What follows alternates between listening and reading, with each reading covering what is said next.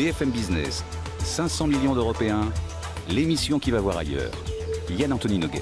Bonjour et bienvenue à Bruxelles pour ce nouveau numéro de 500 millions d'Européens sur BFM Business en coopération avec Euranet. Alors c'est un programme complet que nous vous proposons ce week-end avec 4 rencontres sur 4 sujets différents. L'euthanasie, on a appris cette semaine que des frères jumeaux de 45 ans avaient décidé de mourir ici en Belgique. Ils étaient sourds de naissance et s'apprêtaient à perdre la vue tous les deux. Et pour eux, la vie ne méritait plus d'être vécue. Ce type de cas relève-t-il pour autant de l'euthanasie? Nous en débattrons. Cette semaine toujours, se sont ouvertes en France les assises de l'entrepreneuriat. Parallèlement, l'Europe lançait le plan pour l'esprit d'entreprise. Près de 4 Européens sur 10 rêvent de monter leur affaire. On va y revenir. La Belgique met un grand coup d'accélérateur pour promouvoir les factures électroniques plus faciles, plus rapides, plus écologiques, moins chères. Alors, pourquoi est-ce que ça traîne chez nous? Mais tout de suite, nous allons parler de la réforme des agences de notation. Les eurodéputés ont voté mercredi de nouvelles règles plus strictes. La dégradation de la note de 9 pays de la zone euro par S&P en janvier 2012 avait amené les marchés à spéculer sur l'éclatement de la zone euro. Les nouvelles règles visent précisément à éviter que ce scénario ne se reproduise. Pour détailler cette réforme, Michael Petitjean, professeur de finance à la Louvain School of Management, nous a rejoint dans le studio implanté en plein cœur du Parlement européen de Bruxelles. L'émission qui va voir ailleurs, 500 millions d'Européens sur BFM Business. Bonjour Michael Petitjean. Bonjour. Alors vous êtes un grand spécialiste des questions financières, notamment des agences de notation. Oui. Déjà votre sentiment, les agences de notation dans la crise, quelle est leur part de responsabilité? En gros, elles ne l'ont pas vu venir et ensuite elles l'ont aggravé.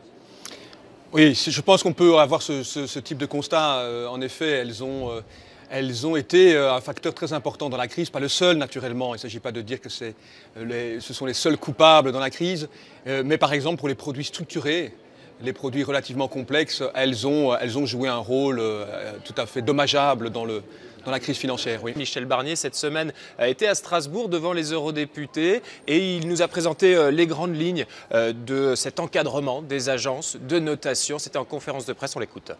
1. Diminuer la dépendance. 2. Des règles plus exigeantes en matière de notation souveraine.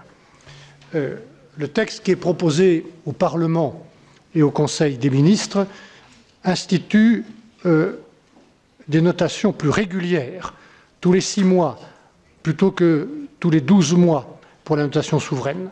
La publication avant l'ouverture des marchés, une meilleure qualité des notations. Nous demandons aussi plus de transparence avec la publication complète des rapports. C'est, je crois, utile pour tous les investisseurs. Donc voilà pour les grandes lignes présentées par Michel Barnier, le commissaire européen en charge du marché intérieur et des services financiers. Michael Petitjean, dites-moi, on va revenir sur les différents points. L'encadrement de la notation des dettes souveraines, ça c'est un point important de cette mesure. Oui, c'est un point important. Ce n'est pas le point le plus important. On viendra à ce point-là par la suite, je pense. Mais en effet, je pense qu'il y a lieu de mieux encadrer l'octroi de crédit aux gouvernements nationaux. Parce qu'en effet, on a vu que le timing, par exemple, choisi par les agences de notation pour annoncer certaines dégradations était particulièrement fâcheux. Et ça a desservi, je pense, les agences de notation elles-mêmes. On a eu certains sommets, notamment franco-allemands. Ou 2 jours avant. Voilà, et même plus serré que ça. Ah oui, même plus serré que ça. Quelques heures avant, voilà, les agences de notation dégradaient. Ce qui en effet peut poser problème dans les négociations qui sont en cours à ce moment-là. Il y a le timing dans les dates, le moment choisi, et puis ensuite les heures, le moment de la semaine par rapport à l'ouverture des marchés. On va y revenir. En tout cas, Michael Petitjean, le côté aléatoire de ces notes qui tombent comme ça d'un coup de la part des agences de notation, c'est fini. Donc les agences de notation devront présenter un calendrier, dire à quel moment de l'année elles émettront des notations. 3, a priori, selon le projet de la Commission, 3 fois par an. Et surtout, au niveau du timing, ça devra être 1 heure après la fermeture des marchés le vendredi soir. Pourquoi ça ? Je pense que c'est pour laisser le marché éventuellement digérer les informations qui sont divulguées par les agences de notation. On peut très bien imaginer en effet qu'une dégradation non anticipée des notations en pleine journée peut en effet aggraver la situation sur les marchés. Donc ce n'est pas une mauvaise décision, je pense qu'elle est justifiée dans une certaine mesure, mais je vois difficilement le lien avec la qualité des notations qui sont offertes par les agences de notation. C'est une question de timing. Ça permettra sans doute de calmer la situation dans certaines circonstances, mais ça me paraît moins important que l'amendement 32. On va y revenir, je reprends le texte exact. Ces notations seront publiées le vendredi après la clôture du marché et au moins 1 heure avant leur ouverture. C'est pour ça qu'il y avait autant d'ailleurs de sommets de crise qui ont eu lieu aussi le week-end. Mais je pense qu'il y avait déjà des arrangements entre les gouvernements et les agences de notation pour que ce soit le cas jusqu'ici. Maintenant, ils seront obligés, à travers une directive européenne, à le faire. Alors, la réduction de la dépendance aux notations externes. Alors ça, c'est intéressant. C'est pour éviter que les établissements financiers, que les banques continuent de suivre aveuglément les agences de notation. Parce qu'en clair, qu'est-ce qui se passait jusqu'ici? Les agences de notation, c'était une sorte de GPS. On se branchait dessus et on suivait et on ne remettait pas ça en cause. C'était une belle image, C'est vrai que les agences... Juste pour l'image et pour l'anecdote, cette semaine, on a appris en Belgique qu'une dame qui venait d'une ville à une 50aine de kilomètres de Bruxelles et qui voulait se rendre à la gare de Bruxelles avait mis son GPS, il y a eu un petit souci et son GPS l'a amené jusqu'à Zagreb en Croatie, 1400 kilomètres plus loin. Je ne sais pas si c'est de l'info ou de la tox, en tout cas ça nous a bien fait rigoler. Bon, non, plus précisément, jusqu'ici, les banques en gros prenaient donc les agences de notation pour les GPS, suivaient et... la parole révélée. Voilà. Oui, tout à fait. Il y avait un monopole aux mains des agences de notation à ce niveau-là. Il faut bien se rendre compte que les agences de notation ont une position centrale en matière de régulation financière. Dans le système financier, elles ont occupé une position dominante, centrale, mais on ne peut pas non plus dire qu'elles ont usurpé leur pouvoir, dans le sens où c'est le régulateur qui a en quelque sorte donné les clés du pouvoir aux agences de notation, et ça remonte à la fameuse crise des années 30.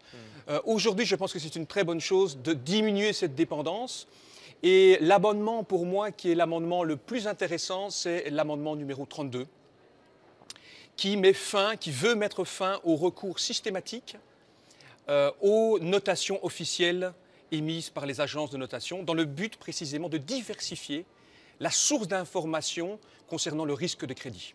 Et ça, pour moi, c'est l'amendement le plus intéressant dans les différentes modifications qui ont été apportées par le Parlement européen. Les agences de notation, Michael Petitjean, vous êtes professeur de finance, qui vont dorénavant être responsables également de ce qu'elles font. Oui, alors c'est encore fort discuté aussi dans les cercles académiques. Certaines personnes... certains spécialistes émettent l'hypothèse selon laquelle ça va détruire le business des agences de notation en les rendant beaucoup moins profitables ou en risquant de les rendre beaucoup moins profitables qu'auparavant. Ça veut dire quoi? Parce qu'elles seront trop prudentes? Parce qu'elles sont trop prudentes ou sujettes justement à des procès très coûteux. D'accord. Et d'un autre côté... c'est ça, donc les agences de notation pourront être tenues responsables pour leurs erreurs en cas de négligence grave ou de violation intentionnelle de la législation. Voilà, oui. Ça veut dire qu'elles vont avoir des procès? Elles peuvent avoir des procès, et ce risque-là, cette probabilité-là est beaucoup plus élevée qu'au préalable.